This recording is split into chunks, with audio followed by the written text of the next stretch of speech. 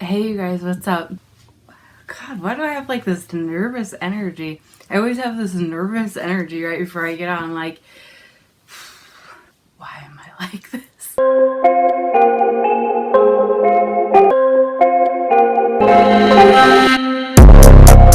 Today's topic, I want to talk about music and I guess just the power music has given me in my recovery and in my really dark times, using how music was a source of hope for me when I really didn't have anybody to look to as far as sobriety, getting sober. I guess you could say I didn't have any role models. Everybody I was surrounded with was using drugs. They were other criminals, users, addicts, dealers, just felons in general, I guess, or career criminals, whatever kind of label you want to put on each person. I wasn't hanging out with good, influential people. I was hanging out with, and I also was a person that was influencing in a really negative way.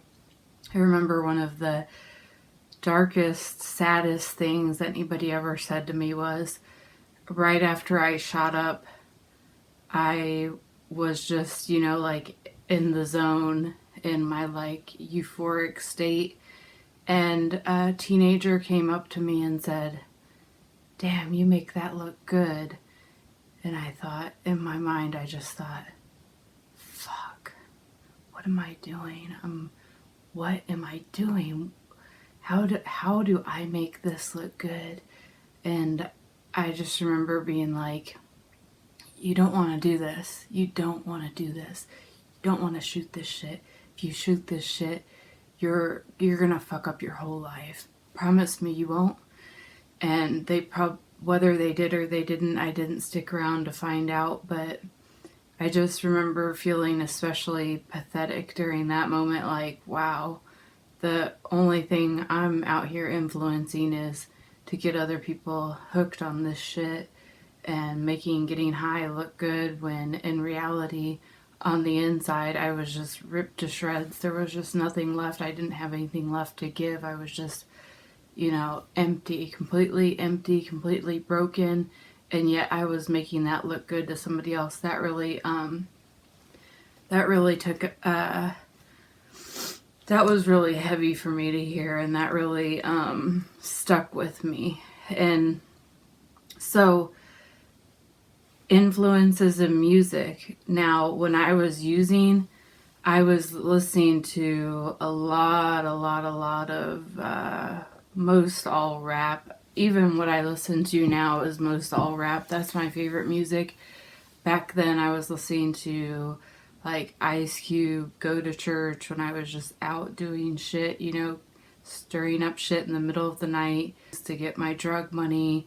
And if you listen to that song, you'll understand why that was like my theme song, during those dark nights.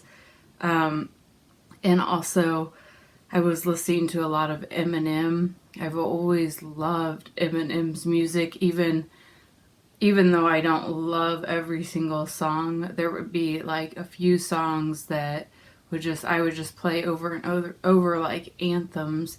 When I first got clean, like had a little taste of recovery, and then relapsed, I was listening to his record Relapse, which I think he's even said like that's not a good record that he endorses as like his greatest work. But during the time, it was like, hell yeah, like somebody else is on a relapse, he's on a relapse, I'm on a relapse, we can just we could just be on this together. It felt like even though I was on a relapse, and a relapse is just typically a really horrible thing, the album talks about him overdosing, and there isn't really a light way, you really can't make light of an overdose, but yet a lot of the things on the album, like he would talk about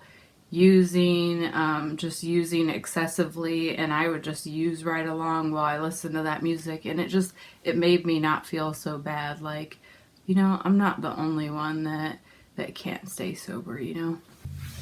Yeah, I remember I would listen to Lil Wayne a lot, and I used to love that song. What was it called?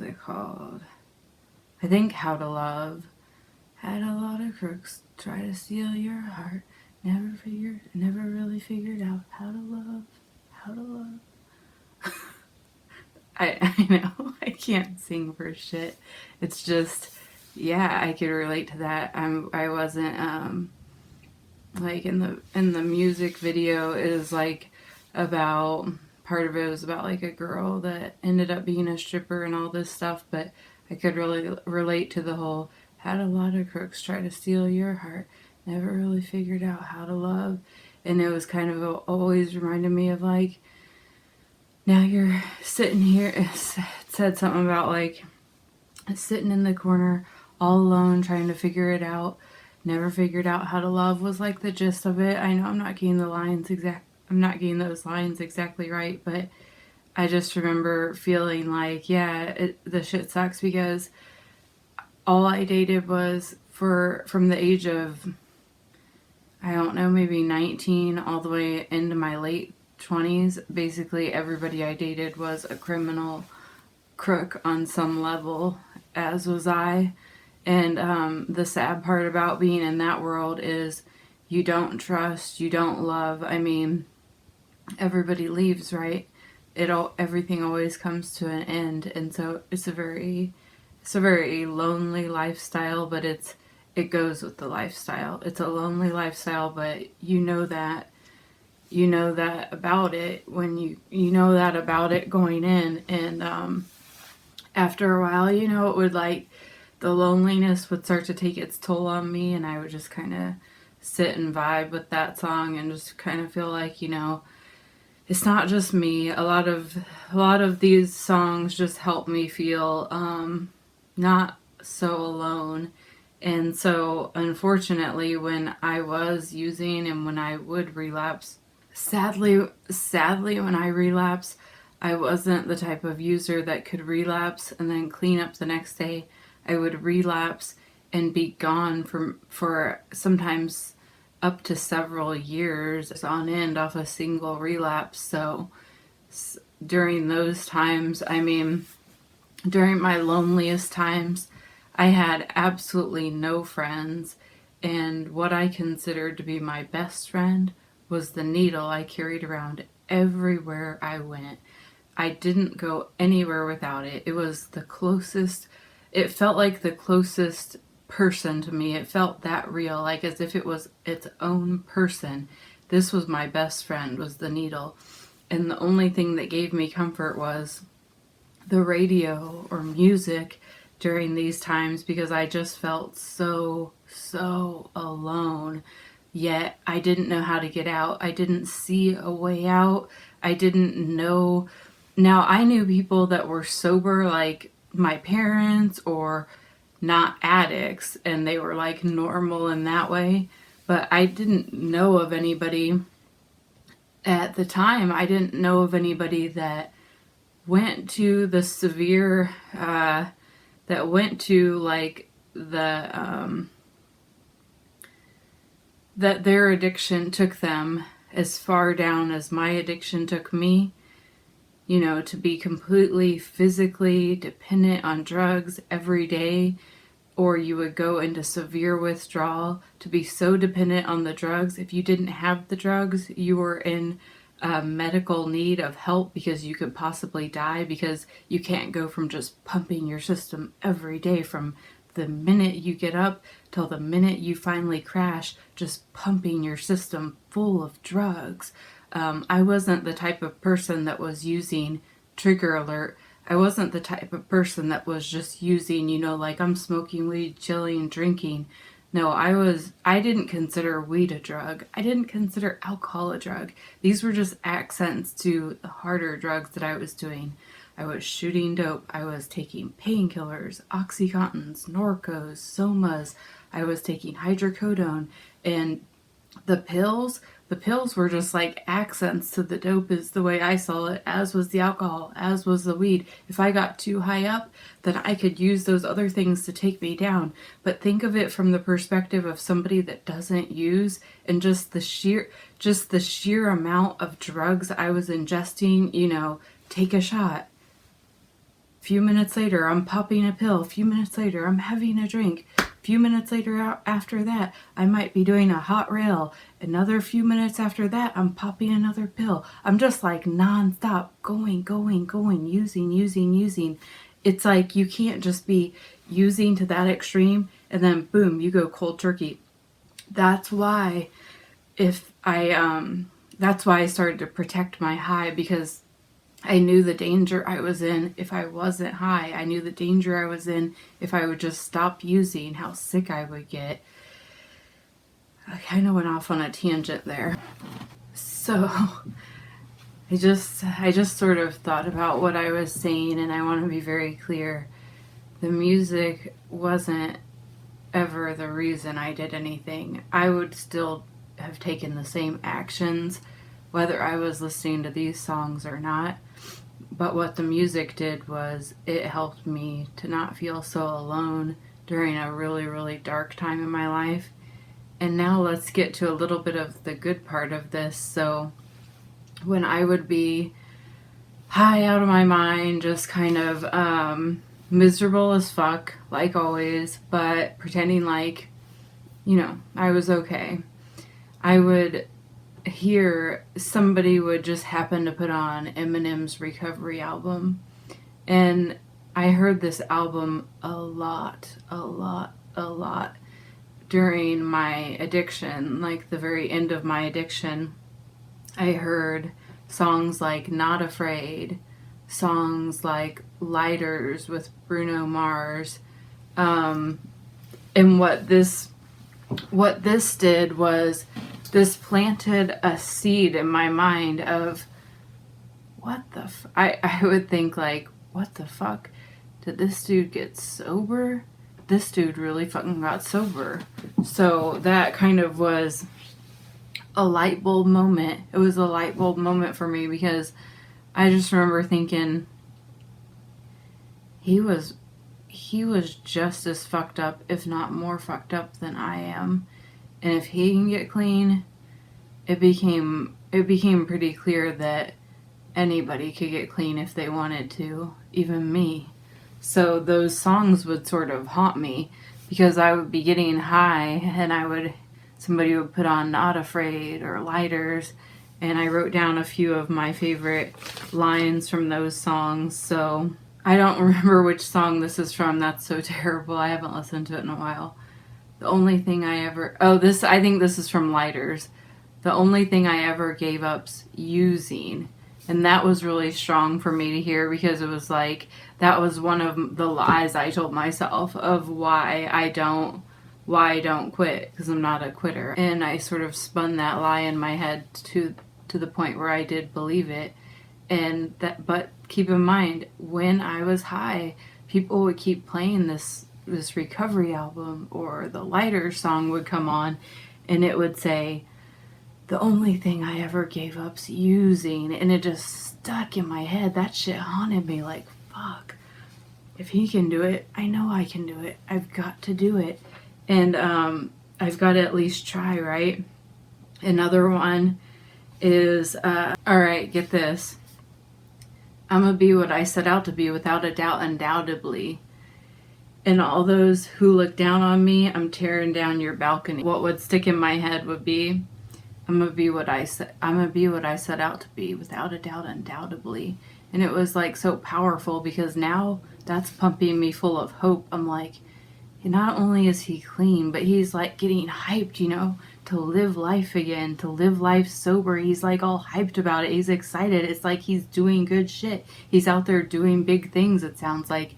And the song started to really just give me a source of hope, because that was the first time that I felt like another addict that was just as far gone as me, if not further gone, was had received help, was in recovery, was sober, and seemed to not be,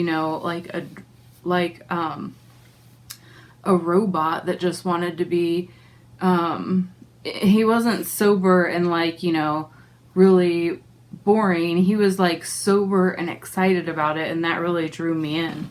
I'm getting a little long-winded here, so I'm just gonna read some of the favorite verses, like the lines, and talk very quickly on why that sparked something in me during that time. Keep in mind, I was so far gone on the drugs at this point that I often thought in my mind the radio was talking directly to me. I felt like I was being watched all the time. And well, to some degree, I was being watched a lot just because of the circles I was in and the way things have to be as far as maintaining a certain level of trust, protecting yourself. People, in the drug world, there's a lot of cameras, there's a lot of keeping tabs on people, a lot of surveillance, because you want to be aware of who's coming up on your porch, who's knocking on your door. So there was a lot of video cameras in that sense. And this was mostly, with what I experienced, this was mostly with dealers because, they have to protect their investment and, just keeping tabs on people to make sure that they're doing what they're supposed to be doing and not venturing off,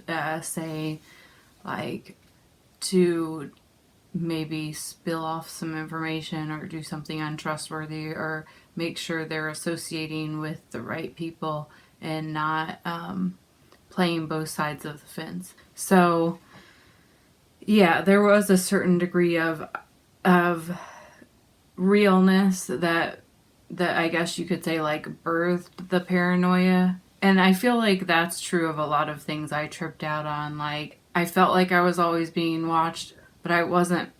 God, excuse me, I keep making all these weird noises. I felt like I was always being watched, but I wasn't being watched to the degree that I felt I was being watched. The radio wasn't talking directly to me. It was like when I went on some of these trips, I felt like everybody was watching me. The radio was talking directly to me. So these artists made these songs just to deliver a message to me. I mean, if that doesn't speak to how completely and utterly self-absorbed I was, I don't know what else would. But I even thought at some point somebody was going to swoop in, and if I played all my cards right and I was just a straight up person till the very end, somebody was going to come and, offer me a promotion of some sort, a way to go with them and do our own thing and start a whole nother venture. I just had all these trips in my mind and I think maybe, well, one, it was induced by the drugs. So the drugs kind of make you trip out. They really make you trip out. I mean, I was, like I've mentioned before, I was hearing voices, and I finally used to the point where I had just a committee of motherfuckers in my head. I would say at least no less than 10 voices that didn't turn off. I couldn't turn them off. They were just nonstop commenting on what I was doing as I was doing it. And these motherfuckers were just straight up assholes, right? So I had that inner dialogue, but at the time it felt very real. Now looking back on it, I know that's called a meth-induced psychosis, but during the time it felt real. It felt as if everybody was watching me and picking apart everything I did. And then to a certain degree they were, because I was in a small town. I was the out-of-towner, and I wasn't just your typical out-of-towner. I was hardcore in the drug scene. I was, basically stirring up shit all over this town. And so to some degree, people were talking about me and watching me, and it was because of all the shit that I was getting into and doing. But when you combine that with the meth psychosis and the hearing voices all the time, and then combine that with the outside people that you actually physically see talking shit, like calling you names and just talking shit on you. Like when I would show up to court, people would just mutter like bullshit under their breath about basically what a piece of shit I was and how I was high as fuck and everything else, which, yeah, it was true. But I'm just saying that a lot of this was made up in my head, a trip I was on, and then a lot of it was real. And so it was like my mind was merging the two together to the point where I couldn't discern between reality and fiction. I couldn't discern between the trip I was on and actual reality. So some of these songs were more powerful to me hearing them in my using than they could probably ever be to somebody that was just straight up sober, right? Because I'm hearing it on like a whole nother level, thinking it's talking directly to me. So listen to this. One of my favorite lines: by the time you hear this, I will have already spiraled up. That was the first time it even occurred to me that somebody could spiral up. All I felt was a spiral down. All I heard was how far down I was going, how much further and further and further I was falling from the person that I was once upon a time supposed to be versus the person that I was becoming. And I was just spiraling down like viciously. And he's saying, by the time you hear this, I will have already spiraled up. And that just sparked so much hope for me. It just became like this guilt when I heard it. Like I was being called to do something different. I was being called to rise up, to spiral up, to fight this thing, to get out of it. And that sparked a lot of hope for me, and also sparked a lot of guilt. I would hear certain lines and I would instantly just start crying because I felt like I'm not doing anything. I'm supposed to be doing something and I'm not doing shit. I'm just getting high. And so I would excuse myself to go lay down. And what tweaker do you know ever that goes and takes a nap? See, I was fake sleeping just so that I could cry silently. The tears would just pour off my face until the pillow was just fucking soaked, and I felt like such a piece of shit. But I was so in so much pain, I couldn't get up out of the bed. I couldn't get up off of the pillow until all the tears came out. And I just felt that music. That music was speaking right to me. Next line is also an Eminem line. It's time to exercise these demons. These motherfuckers are doing jumping jacks. That was just like, that was speaking to the strength and the power our addiction can have over us, and just how strong it can like feel like you are so weak compared to your addiction. And to hear that in a song, that was the first time I had ever heard anything like that.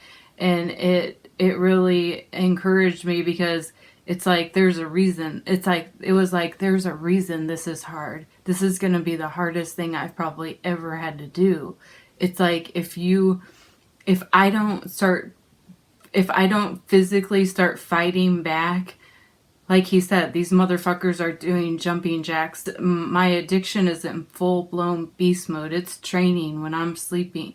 It's training nonstop, getting stronger and stronger and stronger. And if I don't do something to combat that, it's going to take me out. It's going to take me out. It's definitely going to take me out.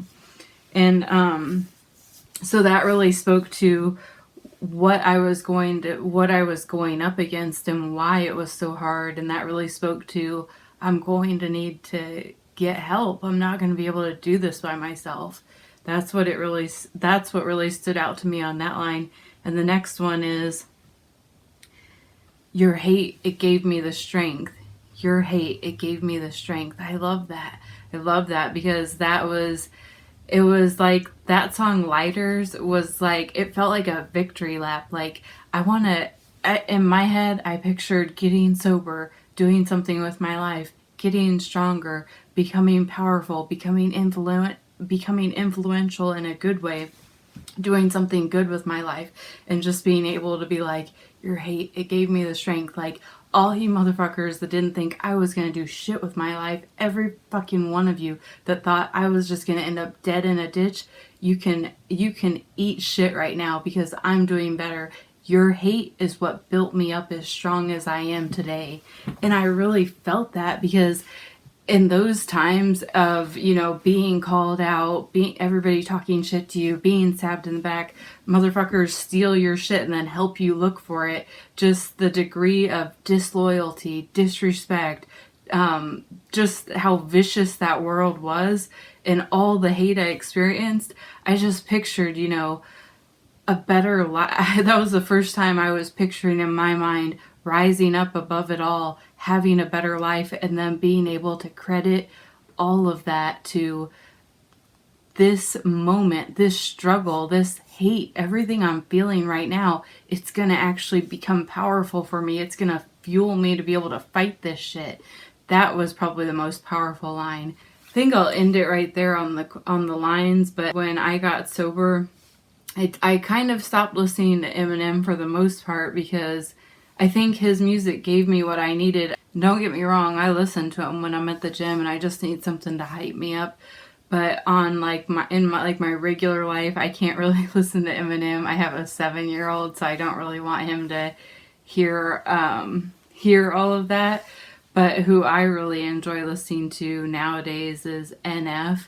And I think I enjoy listening to his music because he speaks about just the things that he's going through, and because in his music he gives a lot of credit to God. I hear that in his music, and I wish there was more artists like that, because I just feel like it lifts me up. You know, I've struggled through so much, but I give all the credit to God. And the reason is because I wouldn't be able to stay sober on my own. I have to give credit where credit is due, and God is the reason I'm sober, the reason I'm still sober, the reason that I have strength, the reason I'm able to do things that I saw impossible, he's making possible, you know?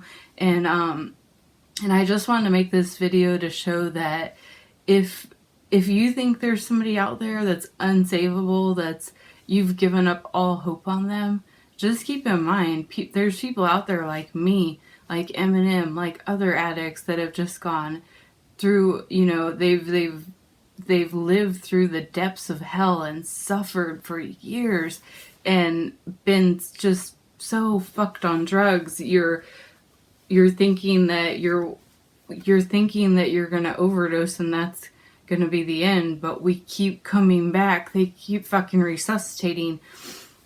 I thought a good idea for a while was I was going to have tattooed on my chest, "Do not resuscitate," because whenever I overdosed and they resuscitated me, I was just so fucking infuriated. Like, you should have let me go. Why didn't you let me go? I was ready to go. And I just want to say, if there's anybody that feels that way, you feel like the drugs are all you have, the drugs is the only way out for you, just know it's not. That's not the truth. That's your addiction lying to you. Listen to some of this music that's out there, and it can give you hope in some of your darkest times. And I hope that I hope this video can serve as a message of hope for somebody that feels like they don't have a way out, because that's how I felt. And with the help of other people, with me reaching out, with me just hitchhiking a ride with a random stranger on the highway to get the fuck out of the town that I was in, there is hope. There is a way. If you want it bad enough, you have the power to get out, and the power is within you and within finding other people, and for me, finding God to give me that strength when I just had nothing. So nobody is unsavable. Nobody is too far gone to get help. So let's end it there. And I'm really sorry that took such a dark turn. Let's do next week's video a little bit on a lighter note. So until next time, stay strong, stay grateful, and stay positive.